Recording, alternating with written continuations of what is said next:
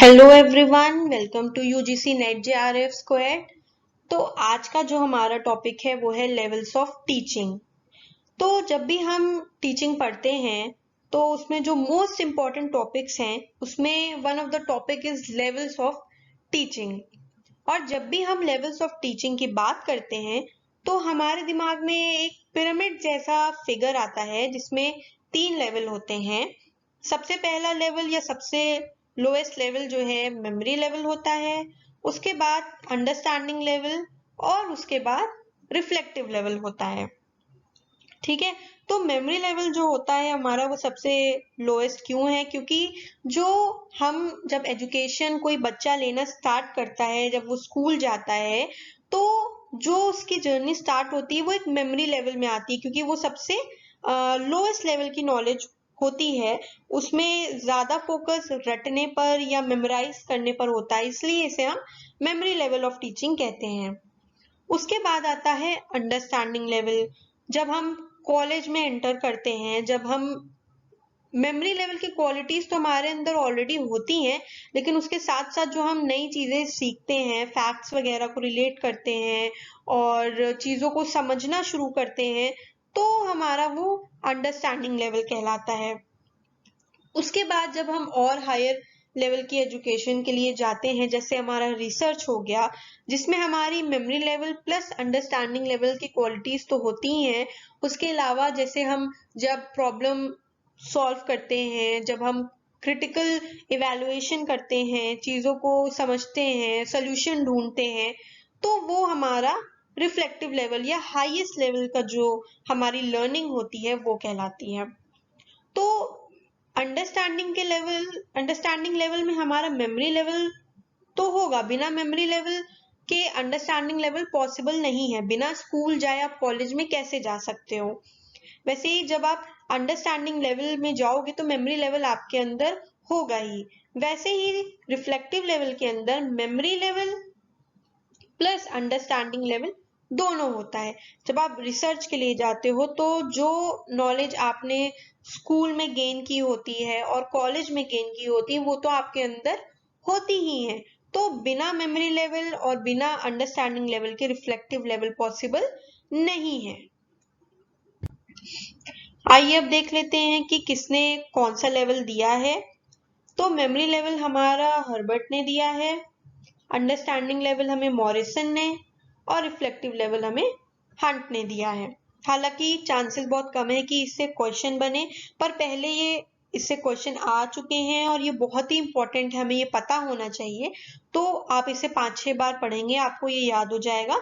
Memory level Herbert, understanding level Morrison और reflective level Hunt. अब देख लेते हैं कि इन तीनों लेवल को और किस वर्ड से एड्रेस किया जाता है। तो मेमोरी लेवल हमारा पेडागोजी कहलाता है।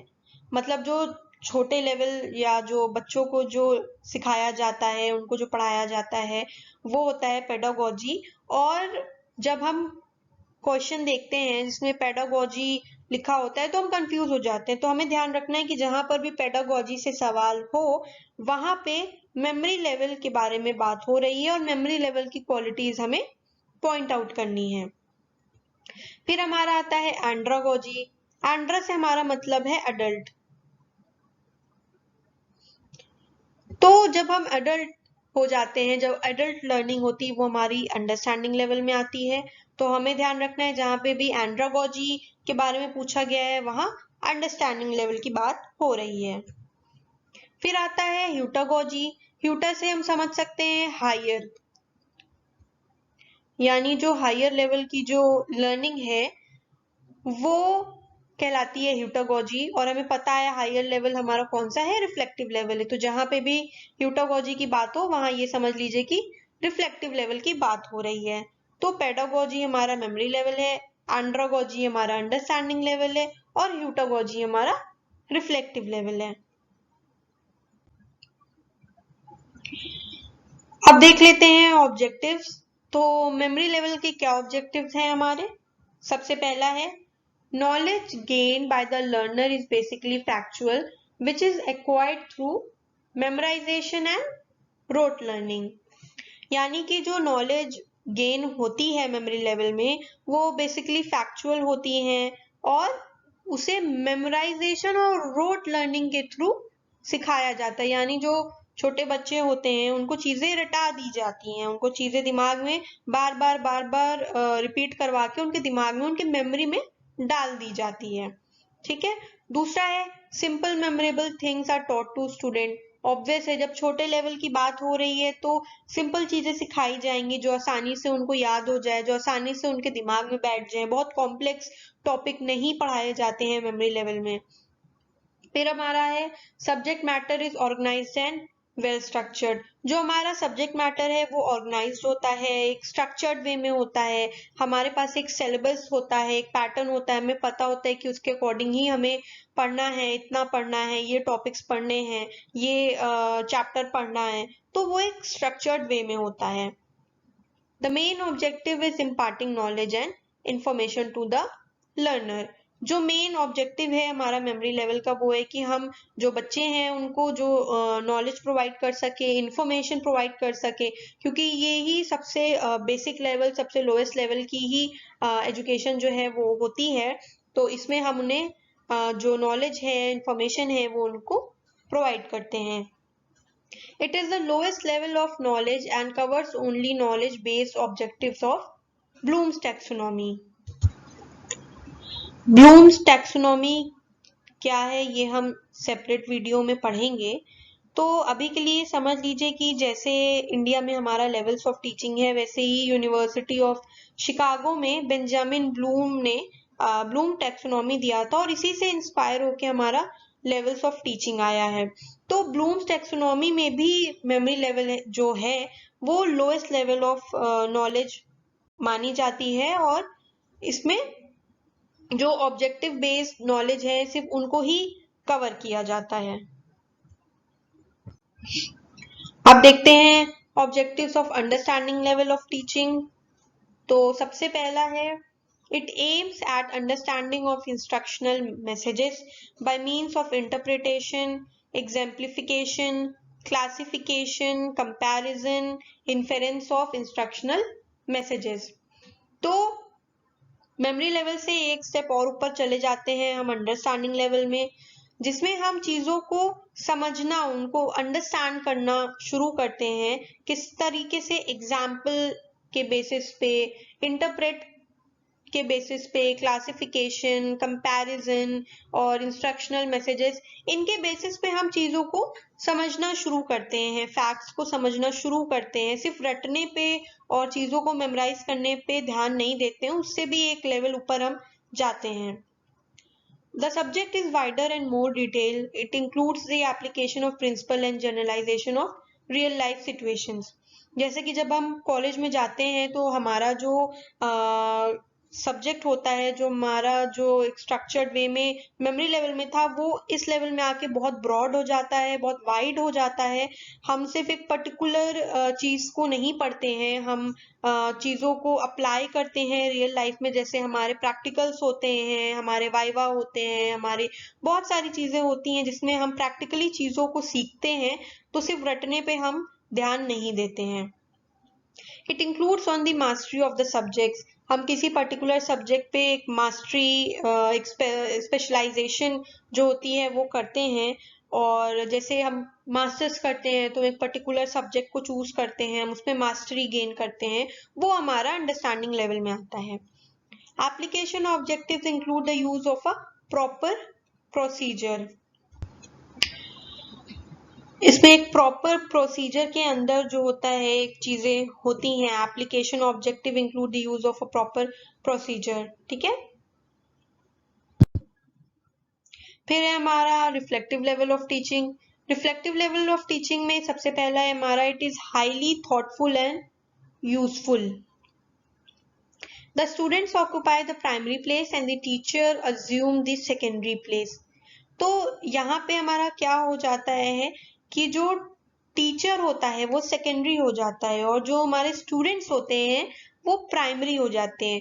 जब हम रिसर्च करने जाते हैं तो टीचर हमें हर चीज नहीं सिखाता है, हमें टीचर हर चीज नहीं बताता है।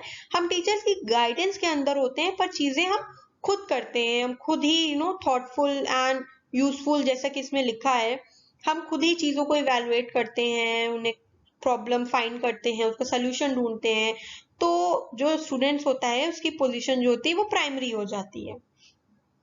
A learner can achieve this level only after attaining the memory level and understanding level. जैसा कि हमने पढ़ा है, अगर आप मेमोरी लेवल या अंडरस्टैंडिंग लेवल नहीं होगा आपके पास तो आप रिफ्लेक्टिव लेवल पे जा ही नहीं सकते हो। जब आप स्कूल अटेंड नहीं करोगे, जब आप कॉलेज अटेंड नहीं करोगे तो आप रिसर्च के लिए कैसे जा सकते हो। तो जो हायर लेवल या जो रिफ्लेक्टिव लेवल का स्टूडेंट है उसके अंदर मेमोरी लेवल और अंडरस्टैंडिंग लेवल की क्वालिटीज तो होंगी ही होंगी। Reflective level makes the learner solve real problem situation. तो जो रियल लाइफ की जो प्रॉब्लम्स होती हैं, जो सिचुएशंस होती हैं, वो प्रॉब्लम फाइंड आउट करके हम उनका सोल्यूशन ढूंढते हैं। यही हमारा रिसर्च कहलाता है। किसी पर्टिकुलर प्रॉब्लम का जो सोल्यूशन होता है वो हम ढूंढते हैं, उस पर रिसर्च करते हैं। तो ये होता है। Here the problem is identified, defined and then a solution is found। कोई एक पर्टिकुलर प्रॉब्लम जो होती है हम ढूंढते हैं, उसका फिर हम सोल्यूशन ढूंढते हैं, उस पर थीसिस बनाते हैं, रिसर्च करते हैं। The students become active and they need to become innovative and imaginative। जो स्टूडेंट्स होते हैं वो हाईली एक्टिव होते हैं क्योंकि सब चीज उन्हें खुद करनी होती है, वो टीचर पे डिपेंड नहीं होते हैं। तो उन्हें बहुत ही इनोवेटिव, बहुत ही इमेजिनेटिव होना पड़ता है क्योंकि वो किसी पर्टिकुलर प्रॉब्लम का सोल्यूशन ढूंढ रहे हैं। तो उन्हें बहुत ही इनोवेटिव होकर बहुत ही एक आउट ऑफ द बॉक्स निकल के सोचना पड़ता है।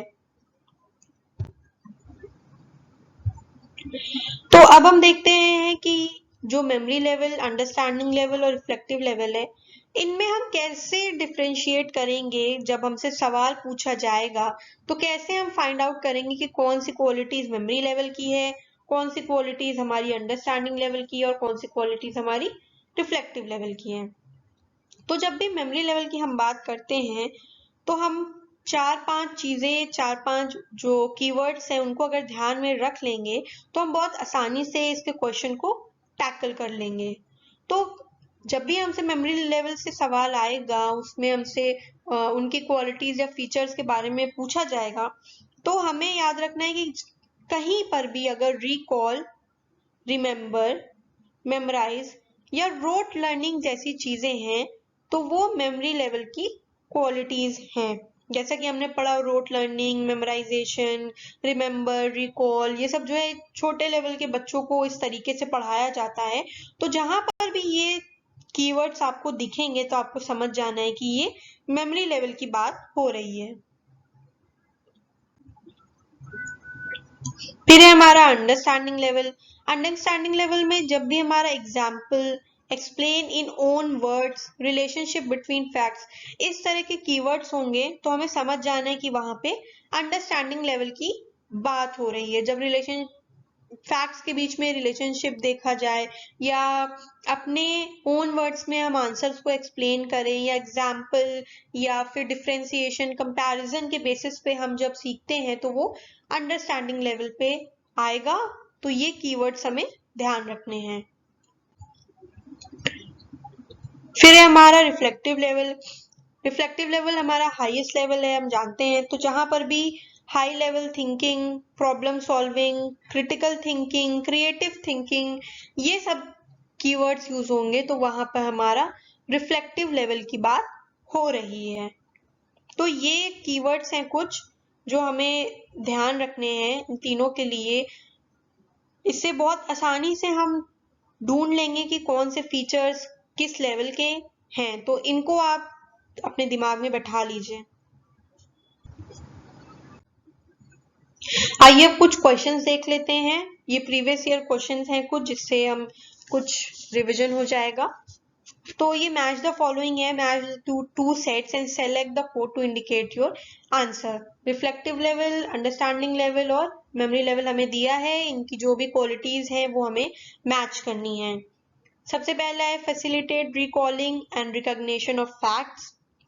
दूसरा है encourage critical thinking based cognitive interchange.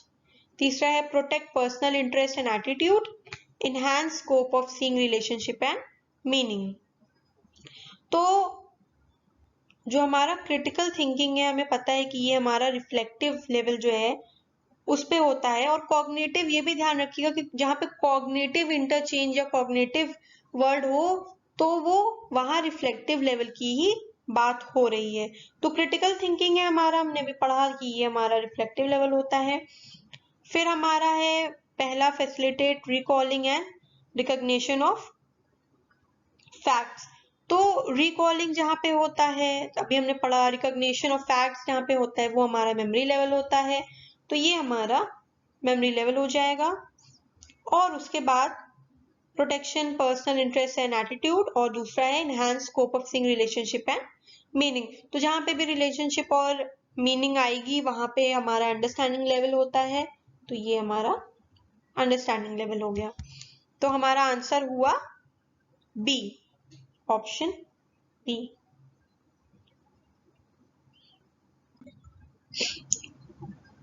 The construction of thought process, which include remembering, problem solving and decision making, is called as pedagogy, andragogy, psychology and cognitive development. ये थोड़ा tricky question है क्योंकि इसमें रिमेम्बरिंग दिया है और remembering से हमारे दिमाग में आता है मेमोरी लेवल, पर आगे इसमें दिया है problem solving and decision making, जो कि हमारा रिफ्लेक्टिव लेवल की क्वालिटीज हैं। तो आप सोचेंगे कि जब ये दोनों रिफ्लेक्टिव लेवल की क्वालिटीज हैं तो इसमें मेमोरी लेवल क्यों है? तो हमने ऑलरेडी पढ़ा है कि रिफ्लेक्टिव लेवल में हमारा memory level plus understanding level होगा, उन दोनों की क्वालिटीज होंगी। बिना मेमोरी लेवल, बिना अंडरस्टैंडिंग लेवल अटेंड किए हम रिफ्लेक्टिव लेवल पे नहीं जा सकते। तो यहाँ पे हमें दो क्वालिटीज दी हैं, प्रॉब्लम सॉल्विंग, डिसीजन मेकिंग, जो कि रिफ्लेक्टिव लेवल की है, और मेमोरी लेवल की रिमेम्बरिंग है। तो रिफ्लेक्टिव लेवल में मेमोरी लेवल की क्वालिटीज तो होंगी, पर मेमोरी लेवल में रिफ्लेक्टिव लेवल की क्वालिटीज थोड़ी होंगी। भाई आप स्कूल में रिसर्च की नॉलेज थोड़ी रखोगे, पर रिसर्च करोगे तो स्कूल से जो सीख के आए हो वो तो हो गई। तो रिफ्लेक्टिव लेवल में मेमोरी लेवल की क्वालिटीज तो होंगी ही। तो ये हुआ हमारा रिफ्लेक्टिव लेवल। और रिफ्लेक्टिव लेवल को हमने अभी पढ़ा कि कॉग्निटिव डेवलपमेंट भी बोलते हैं। तो आंसर हमारा होगा ऑप्शन डी। नेक्स्ट क्वेश्चन है, what is the hallmark of reflective teaching? Reflective teaching की हमें क्वालिटीज बतानी है, ढूंढनी है। पहला है clear, organised and well structured content. फिर दूसरा है personalised, interactive and high level of cognitive interchange. Systematic, plan and quick question answer session. Logical, coherent and example based presentation. Clear, organise and well structure content, ये हमें पता है memory level में होता है हमारा। Personalised, interactive and high level of cognitive interchange, ये हमारा रिफ्लेक्टिव में आता है। Cognitive interchange, high level, interactive, personalise, ये सारी क्वालिटीज जो है हमारी वो रिफ्लेक्टिव लेवल की हैं। फिर हमारा systematic, plan and quick question answer session, ये भी हमारा मेमोरी लेवल है, क्योंकि जो छोटे बच्चे होते हैं वो सिस्टमेटिक और प्लान तरीके से उनको पढ़ाया जाता है, और क्विक क्वेश्चन आंसर होते हैं, येस नो, हैंड रेस करना। तो ये क्विक जो इंटरेक्शन होता है वो मेमोरी लेवल में होता है। फिर हमारा है logical, coherent and example based presentation, ये हमारा अंडरस्टैंडिंग लेवल में आता है। तो हमारा आंसर है ऑप्शन बी। फिर है हमारा an open classroom marked by caring and sharing by teachers and student in their interchanges will be most helpful for which level of teaching? तो यहाँ पे हमें ध्यान रखना है कि इंटरचेंज वर्ड का यूज हुआ है। केयरिंग एंड शेयरिंग से बहुत लोग कंफ्यूज हो रहे होंगे कि ये मेमोरी लेवल की बात हो रही है, पर जहाँ पे इंटरचेंज, ध्यान रखिएगा कि मेमोरी लेवल में टीचर एक्टिव होता है, टीचर प्राइमरी होता है, वो बच्चों पे फोकस करता है, उनकी केयर करता है हर चीज। पर जब हम हाई लेवल पे चले जाते हैं, हम रिफ्लेक्टिव लेवल पे चले जाते हैं, तो टीचर और स्टूडेंट के बीच एक इक्वालिटी आ जाती है। ठीक है, वहां पे जो चीजें होती हैं, जो एक गाइडेंस होता है या शेयरिंग होती है, केयरिंग, वो इंटरचेंज होती है, यानी कि स्टूडेंट्स और टीचर के बीच इंटरचेंज होती है, इक्वल होती है। वहां पे टीचर जो है वो प्राइमरी नहीं होता है, वहां पे स्टूडेंट भी टीचर के ऑलमोस्ट जो प्रोफेसर होते हैं उनके बराबर ही समझा जाता है। तो इंटरचेंज यानी कि इक्वल, बराबर का जो एक्सचेंज होता है टीचर और स्टूडेंट के बीच, वो रिफ्लेक्टिव लेवल में होता है। तो हमारा जो आंसर है वो हमारा होगा reflective level. The emphasis is memory level teaching is on which of the following. Memory level की जो क्वालिटीज हैं हमें वो ढूंढनी है। Organisation of thoughts and ideas, seeing of relationship among facts, systematic presentation to enable quick reproduction, critical thinking, mastery of correct sequence of facts, segregating one feature from another। तो यहाँ पे हम इस तरह के क्वेश्चन में हमें क्या करना है कि जो हमें पता है कि ये क्वालिटीज तो हैं ही नहीं, उन्हें हमें कट कर देना है। तो सबसे पहले जो हमारा दिख रहा है हमें सामने क्रिटिकल थिंकिंग, ये हमें रिफ्लेक्टिव लेवल होता है, तो ये ऑप्शन तो होगा नहीं। तो जहां पर भी डी है हम उसे हटा देंगे। उसके बाद है हमारा mastery of correct sequence of fact, segregating one feature from another. तो हमने भी पढ़ा कि जो वन फीचर और दूसरे फीचर्स में जो फैक्ट्स का रिलेशनशिप होता है या उनमें जो डिफरेंस होता है, कंपैरिजन होता है, वो हम सीखते हैं अंडरस्टैंडिंग लेवल में। तो अंडरस्टैंडिंग लेवल का ऑप्शन हम हटा देंगे। तो जहां पर भी एफ है, इन दोनों में ही एफ नहीं है, तो ठीक है, आगे देखते हैं। फिर है हमारा, और पहला देखते हैं organisation of thoughts and ideas. ये हमारा जो है मेमोरी लेवल की क्वालिटी है, इसको हम टिक कर देंगे। Seeing of relationship among facts, तो रिलेशनशिप अभी हमने पढ़ा कि रिलेशनशिप ऑफ फैक्ट्स और इवैल्यूएशन जो भी होता है वो अंडरस्टैंडिंग लेवल में आता है, तो बी ऑप्शन नहीं है। तो जहां पर भी बी है हम काट देंगे। तो हमारा ऑप्शन जो बचता है वो ए, सी और ई, ये हमारा मेमोरी लेवल की क्वालिटीज हैं। The view that teaching learning situations may be characterized to fall on a continuum ranging from memory level to reflective level was advanced by, ये याद रखने वाली चीज है कि जो हमारा मेमोरी लेवल से रिफ्लेक्टिव लेवल, अलग अलग लेवल का तो हमने पढ़ लिया कि किसने क्या दिया है, पर जो memory level to reflective level जो पूरा जो रेंज है, पूरी जो कंटिन्यूअस रेंज है, वो किसने कैरेक्टराइज किया है, किसने दिया है, तो वो हमें दिया है मॉरिस ने, मॉरिस एल बीच। ये याद रखने वाली चीज है, इससे सवाल आ सकता है।